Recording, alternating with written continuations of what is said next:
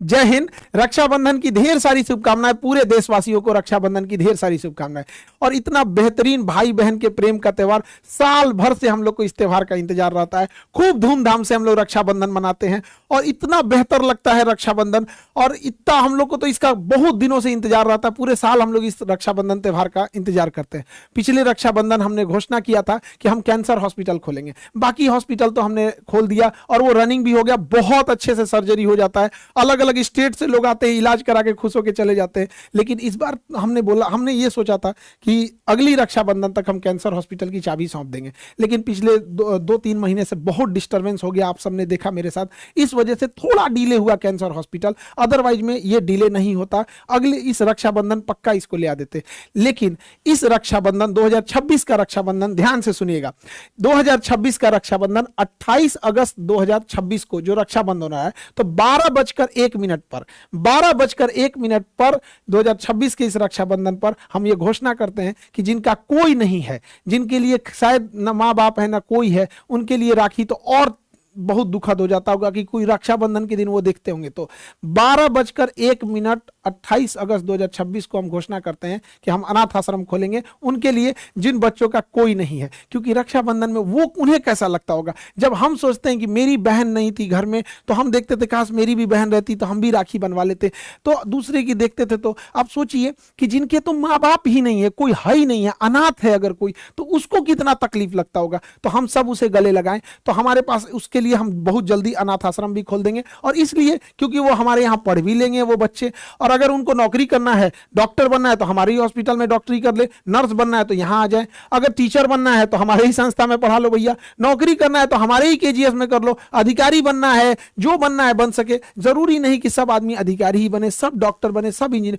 सब कोशिश करता है, सब अलग अलग फील्ड में जाता है। तो हमें लगा था कि मेरे पास जो इतना बड़ा इकोसिस्टम है, इस इकोसिस्टम का हम हेल्प करके एक बेहतर अनाथ आश्रम खोल सके। शायद आप लोग का प्यार मिले, आप लोग का सहयोग रहे, आशीर्वाद प्रेम बना रहे, तो उसे भी हम लोग बहुत अच्छा ले जाएंगे। जब उनका कोई नहीं है, हम लोग शायद घुल मिलेंगे। इतना बड़ा पूरी इंप्लॉई की एक ग्रुप है, कभी वो हॉस्पिटल में रहेंगे, कभी कोचिंग में रहेंगे, घुल मिल के पल बढ़ के बड़े हो जाएंगे और इस देश की ही सेवा करेंगे। आप जरूर कमेंट करके बताइएगा क्या ये इसे करना चाहिए, और इसे और क्या आपके मन में अगर और कुछ आइडियाज हैं इस अनाथ आश्रम को लेके, तो हमें काफी अच्छा सहूलियत होती है। ऐसा लगता है कि परिवार का हिस्सा कोई बोल रहा है यहाँ पर। तो इस रक्षाबंधन 2026 को 12:01 पर हमने घोषणा किया कि आप लोगों के लिए, जो समाज के अच्छे काम के लिए, एक अनाथ आश्रम खोला जाएगा। बहन सिर्फ राखी नहीं बांधती है, वो एक परिवार की उम्मीद बांधती है।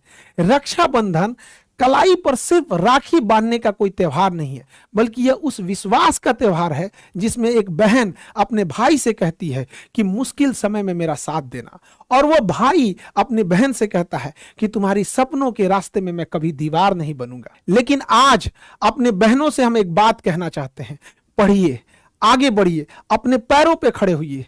क्योंकि जब एक बेटी पढ़ती है ना, तो उससे केवल एक लड़की का भविष्य नहीं बदलता, बल्कि उस पूरे परिवार की सोच बदल जाती है।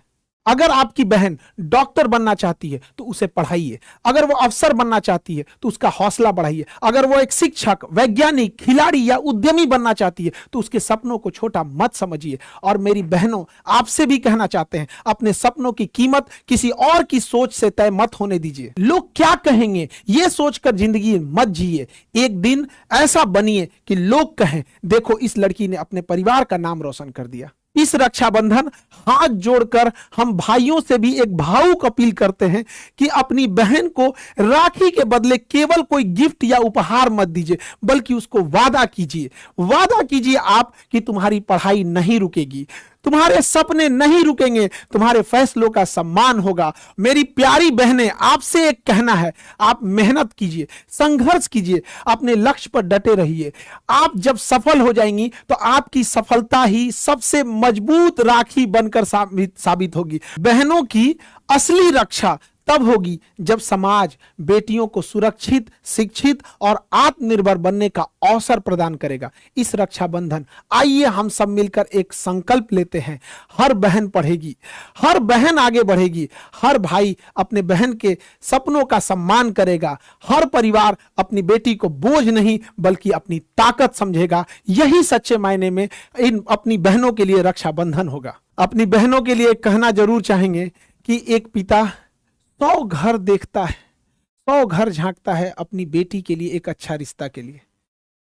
काश अपनी बेटी के दिल में भी झांक लेता, एक बार बेटियों से भी पूछ लेता, वो भी खुल के जीना चाहती हैं, उनके भी अपने सपने होते हैं, उनके भी अरमान हैं, उन्हें भी इंसान समझा जाए, उन्हें भी ऐसा ना समझा जाए कि समाज, परिवार और मोहल्ले के दबाव में उनके फैसले, उनकी इच्छा, उनका सम्मान न किया जाए। ऐसा होना बिल्कुल गलत है।